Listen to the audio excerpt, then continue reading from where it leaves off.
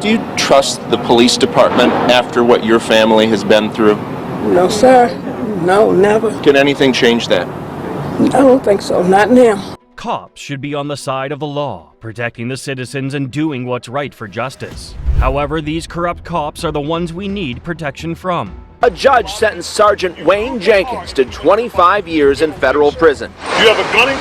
Probably, I would say 2 1/4 just by looking at it.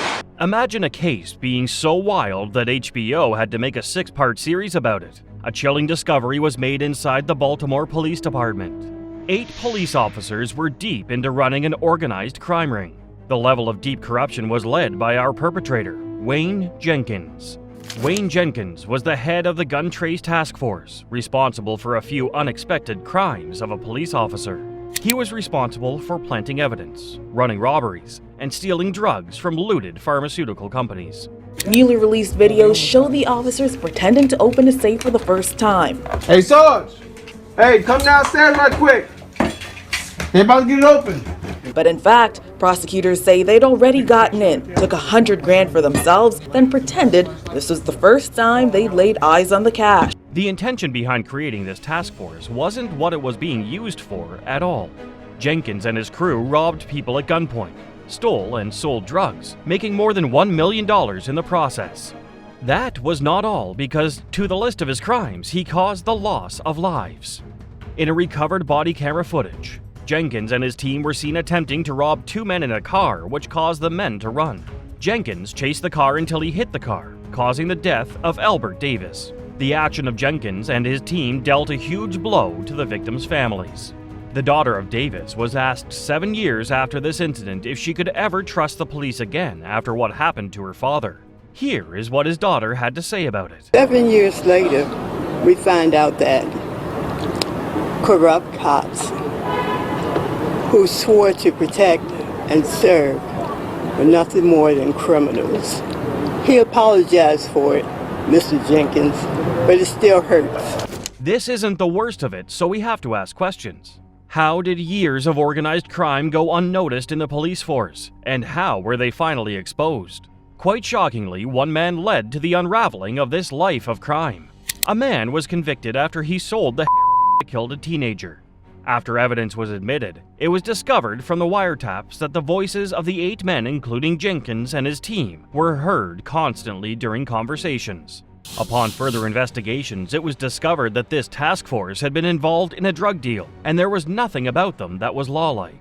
In this case, it had been one of the task force members, Mamadou Gondo, who had been protecting the drug crew so they could build their illegal business into $1 million enterprise. Besides these recordings, there were also discoveries of irregular official records that looked like they were tampered with. With the overwhelming amount of evidence stacked against this corrupt task force, the FBI had enough to arrest and indict them. Wayne Jenkins was finally tried and he was sentenced to 25 years in prison on June 7, 2018. It was said that he cried during his sentencing and asked the judge for mercy. He had earlier told an attorney that he could not go to prison for life because of his children. His lawyer also said he showed signs of remorse, and he reportedly told the judge he was ashamed of what he had done. But it's hard not to show remorse when you're caught, so we're inclined not to believe Jenkins. But in the case of Marcus Eberhardt, it's even harder to believe. Sergeant Eberhardt guilty on all counts and Corporal Weems guilty of involuntary manslaughter, reckless conduct, and oaths of office. Now, the 2 were accused of tasing 24-year-old Gregory Towns to death back in April of 2014. This is Marcus Eberhardt, a former police officer from East Point, Michigan, who launched the world into a debate in 2014 when he and another officer, Howard Weems, tasered 24-year-old Gregory Towns to death. On April 11, 2014, the 2 ex-officers responded to a report about domestic violence from Towns' girlfriend, Aisha Smith. She had called the police with claims that Towns had abused her, so Eberhardt and Weems went to the house. According to testimony, Towns had tried to run away from the police after he saw them, and as a result, he was caught and handcuffed. He was then instructed by Eberhardt to walk to the car. Towns claimed that he was too tired to walk to the car. Subsequently, Eberhardt and Weems used their tasers on Towns repeatedly until he became unresponsive. The intention was to get Towns to cooperate with them, but it resulted in him getting murdered. The prosecution called the act a violation because at the time the two officers tasered Towns. He was already handcuffed and he was having a hard time breathing. At first, it was said that it wasn't the taser that killed him, but the fact that Gregory Towns had an underlying health condition, a rare sickle cell trait, which just happened to be an unfortunate coincidence. Iart was eventually charged with involuntary manslaughter and felony murder because of this incident. From past records, it was shown that Iart was an aggressive officer. During the investigation, it was revealed that Iart had used the taser on Towns for more than 40 seconds, which is longer than departmental policy allows. The defense claimed that Iart didn't know about Towns' health conditions and only used his taser per his training because Towns was resisting arrest. Marcus was eventually charged for this death, and it became the first time in the history of Michigan that a police officer had been convicted of a crime for using a taser on an individual. Iart was eventually sentenced in December 2016. During the verdict, where he was told that he could be facing up to 15 years in jail, Iart seemed really interested in leaving the courthouse and did not show any form of emotion or reaction during the verdict. His lawyer said he was disappointed in what Iart had done, but other than that, nothing else. Eventually, Iart was sentenced to life in prison for what he did. He didn't say anything that was recorded, but it was said that he released a statement where he expressed remorse for his actions. He also said that he knew and understood the impact of what he did on Gregory's girlfriend and child. He said, "I'm truly sorry for the pain that I have caused the Marshall family. I am aware of the fact that nothing I can say or do can bring back their loved one." This case drew the spotlight on the use of force and aggression by police officers and the lack of accountability when cops violate departmental policy. Towns' family was relieved that Iart was held accountable for what he did. Aisha Smith said that she would learn to live with herself and not blame herself for calling Iart and Weems to the house, which consequently led to the death of Gregory Towns. Marcus Iart did not intentionally murder Gregory, but in the case of Rogerson, the crimes he was convicted for were calculated and premeditated. There are people who believe that I'm the most corrupt, wicked, diabolical person in the world. I can never change their mind.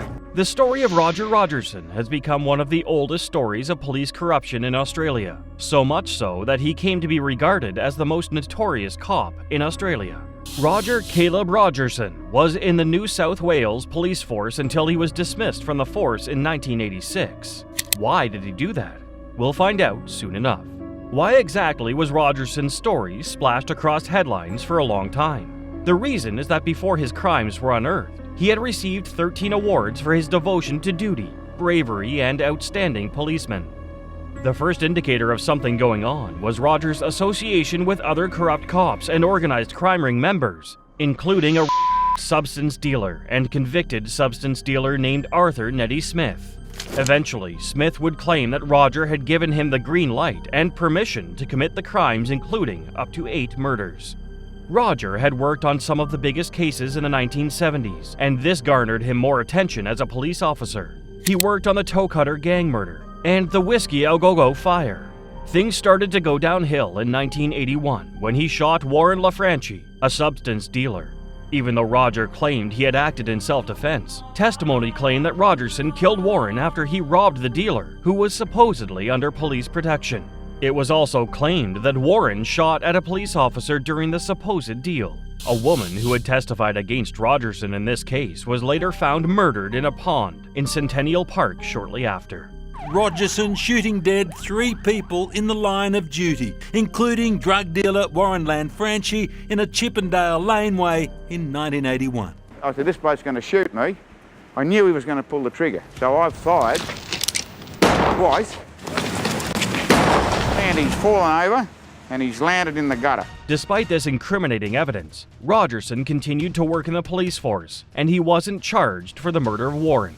Once again in 1984, Rogerson was allegedly involved in the shooting of a fellow officer, Michael Drury. Michael had been feeding his 3-year-old daughter in the kitchen on the night of June 6, 1984, when he was shot twice from the window.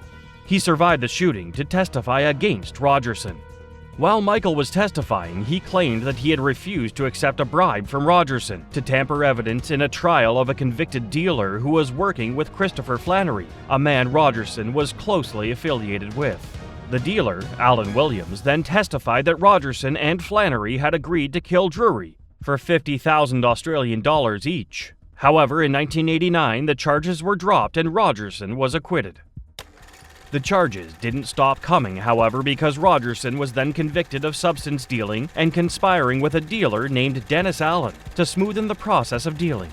However, this appeal was also dropped and he walked away free. By November 1989, even though the charges against him were dropped, he was dismissed from active service because of the Drury case. He was eventually arrested in 1990 and jailed for 9 months for the crime of fabricating evidence. In 2005 again, Rogerson was arrested with his wife, Anne Malacco, for perjury. They had both lied to the Police Integrity Commission. He was sentenced to 2.5 years in prison, but he only spent 12 months and was released on account of good behavior. Mr. Rogerson is being taken from the steps of his family home now. Mr. Rogerson, do you maintain your innocence? Absolutely. Do you maintain your innocence, sir? We're back to the Gestapo days now. The last trial Rogerson stood for was the murder of 20-year-old student Jamie Gow in 2014. Jamie was allegedly murdered after a substance deal had gone wrong, involving Rogerson and a former cop, Glenn McNamara.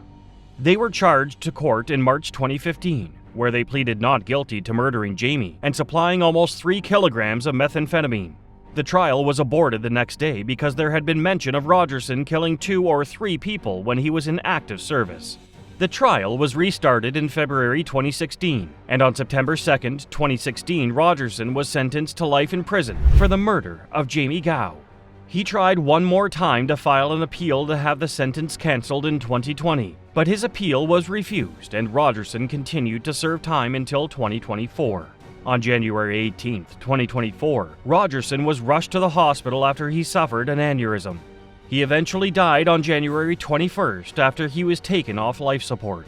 He was 83 when he passed away. An investigation was opened into his death because of the protocol regarding deaths that happen in police custody. Rogerson's story was so infamous that it was portrayed on TV in a miniseries in 1995. Get ready for another gripping installment that will leave you on the edge of your seat in our next video: Dirty Cops Reacting to Life Sentences.